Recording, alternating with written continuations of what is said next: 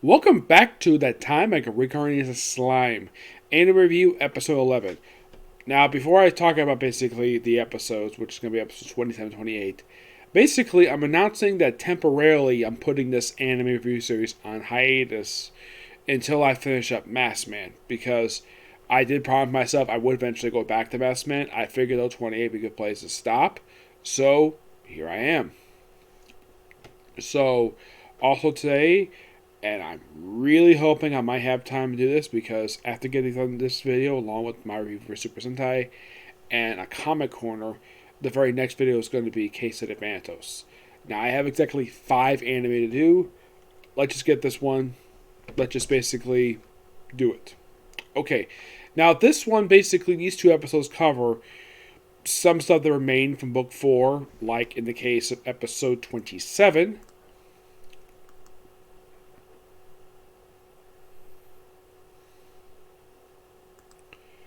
If I can find the right episode here. Now, basically, the name of the episodes are Paradise Once More and The Scheming Kingdom of Furmoth. Yeah, this is actually the first appearance of this particular country. Yes. Now, what does these episodes cover, per se? From Book 4, we have from Chapter 2 and the first chapter of Book 5.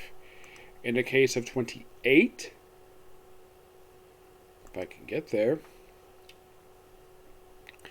And you're probably thinking, Nick, why don't you just read Book 5? Well, this is what I wanted to stop. So, in the case of the very next episode, 28, that covers chapters 4, well, partially Book 4, Chapter 4, and Chapter 7.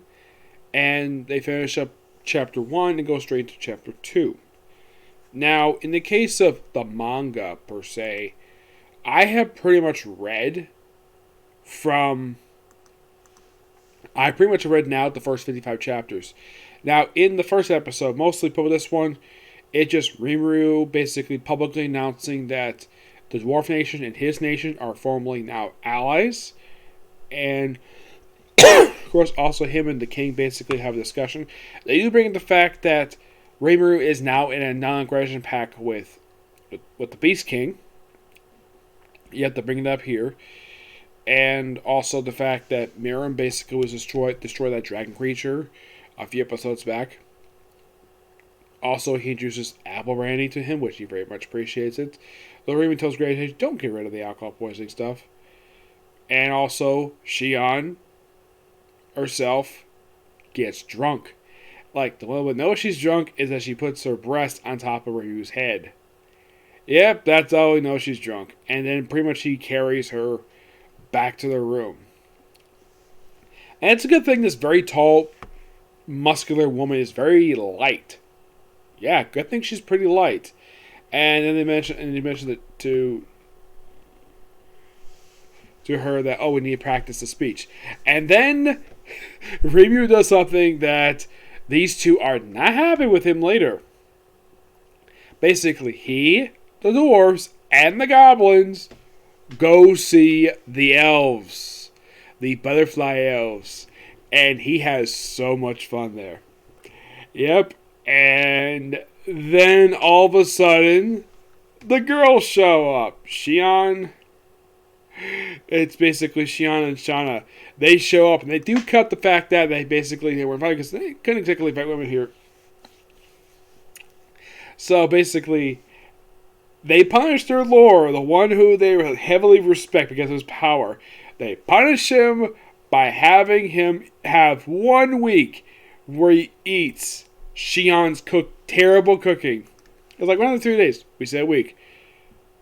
It's not really dumb material, but I thought it was kind of funny. Yep. That's pretty much what happens in Paradise. And then with 28, we go straight into basically still a little bit more Book 5, but we're still continuing a little bit into Book number 5.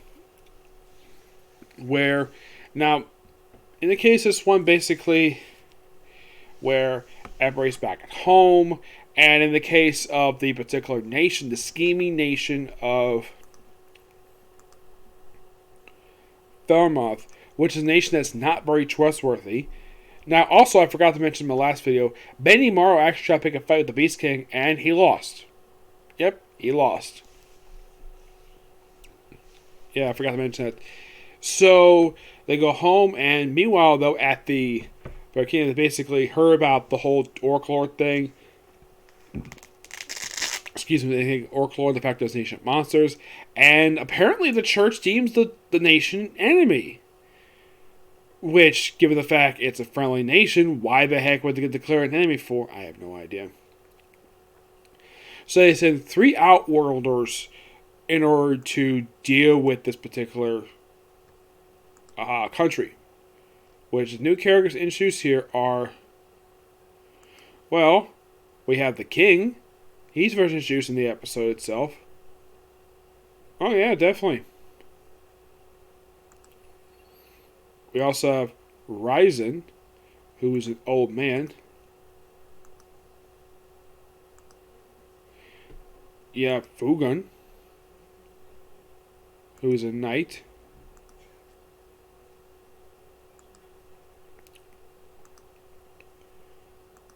Raham is one member of the church, and he's a very scheming individual.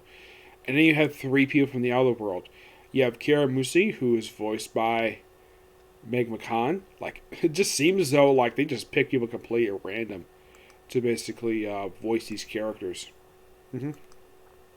You have Koya, who is voiced by Kyle Phillips. Yep, I'm gonna talk about this with him soon. Yeah, Kyle Phillips voices a character from that time I got reincarnated as a slime. As for Shogo himself, he is voiced by Matt Shippen. Mm-hmm. Yep. Yeah, and basically they're going to go to the Tempest country to deal with them. And that's pretty much the 2 episodes in a nutshell. It's just basically just continuing book 4, but also setting up stuff basically book 5, which I have not read yet. I will probably read it after I finish up watching Masked Man. Yep. But yeah, that's all I'm going to say about this. There are 2 really good episodes. Can't wait for talk about the rest, but it's going to have to wait until I finish watching Masked Man. Now, my next video is going to be it's basically Super Sentai talk about Masked Man. Okay? Next video. Bye.